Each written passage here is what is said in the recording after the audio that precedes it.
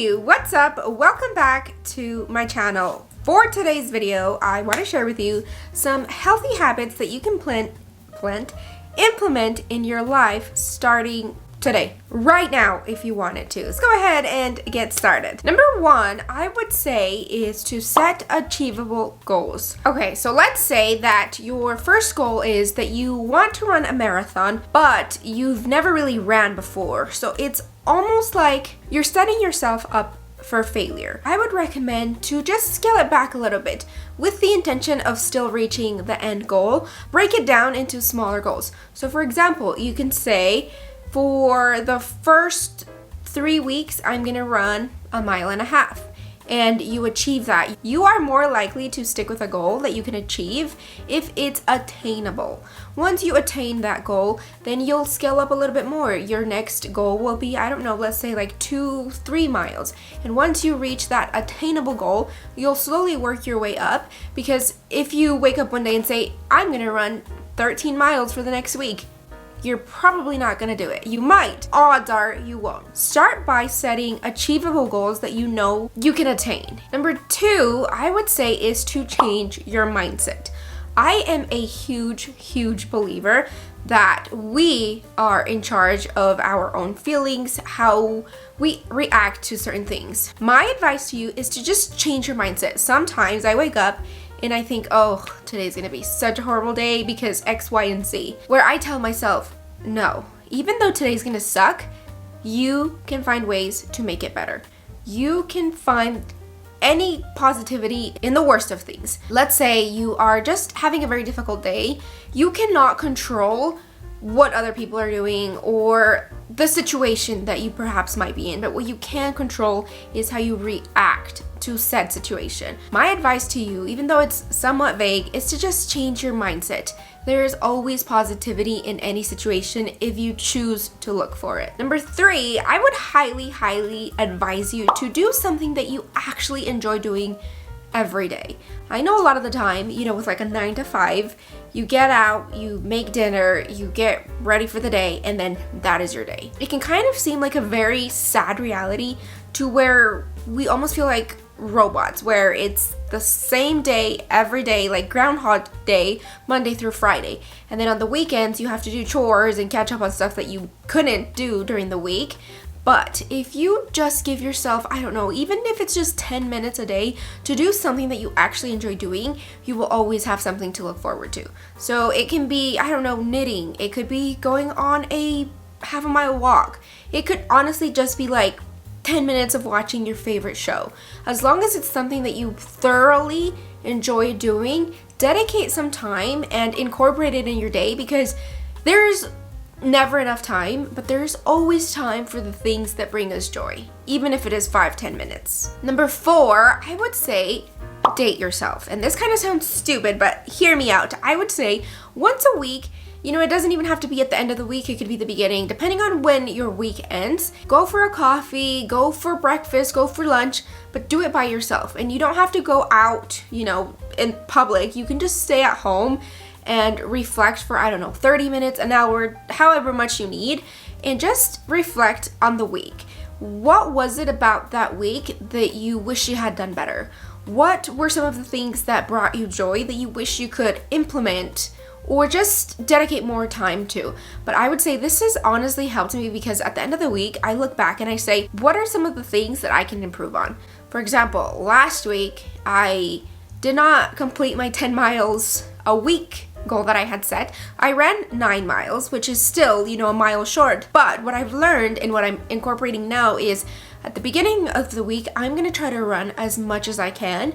And once my body's done, I'm also done. So this is almost like a guarantee that come Friday or Sunday, I will have hit my goal. I looked back on the previous week and kind of just saw what things I needed to tweak so that I can achieve my goals for the upcoming week. So that's why I think it's super important to just date yourself, talk about what you did well, what you need to improve on, and just don't be so hard on yourself. Number 5, and this is a very obvious one, but I would say take breaks from your phone. Being on social media and being on your phone is supposed to make you feel more connected, make you feel happy, but what they don't tell you is that the more time you spend on your phone, the less time you spend on yourself or on loved ones. But I would say just put the phone down. Even if you have to set a timer, if you're to that level, put it away, put it in another room.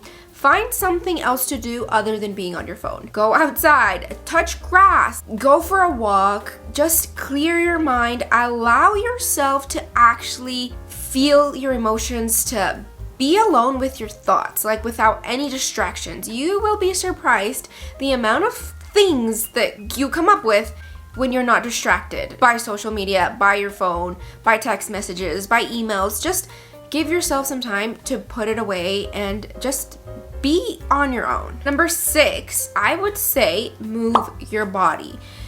I know that this is like very obvious too, but scientifically it has been proven that you feel better physically, emotionally, mentally, just everything when your body is not sedentary. I am a big fan of just going on walks. It's not exerting, so if you're like, I can't even run like a quarter of a mile, you don't have to. You can go out for a 5-minute walk, a 10-minute walk, like walk around the block, go to a park. And this, you could even combine the no cell phone rule, like leave your phone at home, go for a walk, and just give yourself some time to move. And if you're like, no, I kind of need my phone if I'm gonna go on a walk, okay, then take your phone, go on a 10-minute walk, and you've moved for the day. I don't think I've ever gone on a walk and regretted it, or a run, or gone to the gym and really regretted doing it. I take Coco on daily walks. I try to anyway, but sometimes it gets dark and I'm not gonna be walking outside in the dark. That's also another way that benefits both of us. She gets a walk and so do I. Number 7, habit stacking.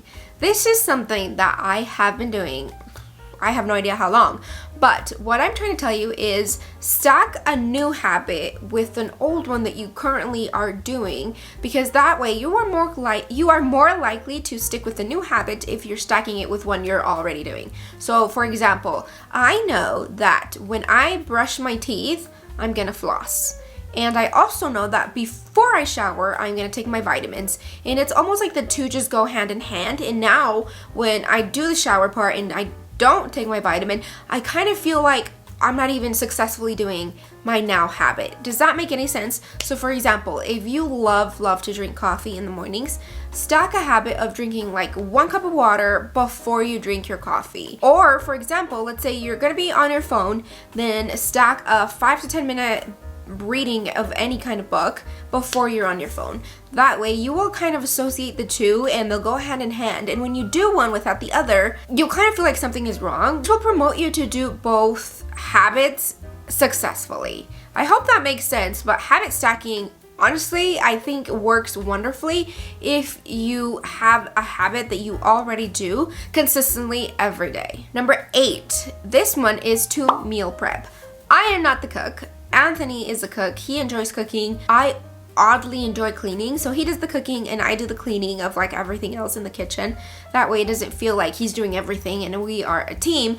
Anyway, I would say meal prep. It doesn't even have to be anything fancy. It could be, I don't know, spaghetti or just a sandwich, whatever it is, just meal prep. I find that when I'm at work and I didn't bring lunch and I just brought like a bunch of little snacks, I come home and I'm starving and I tend to just overeat and eat stuff that is not very fulfilling. It's more just like peanuts and chocolate and chips, and it's all food that is junk food. So I'm probably more than likely going to be hungry again in like 20 minutes. But when I meal prep, I know for certain that I will have a meal, therefore I will eat it. And when I come home, I'm not starving because I ate lunch, and that way I have more time to actually prepare or eat dinner. So I would say meal prep, even if it is just for the next day, so that you're not falling behind. You don't have to meal prep for the entire week, but let's say today you make dinner, make enough so that you have leftover for lunch, and that way you're always a meal ahead and you always have food instead of going to the nearest vending machine and getting like a bag of chips. Number 9, I would say stay hydrated. This is very obvious and we know it because everybody and their dog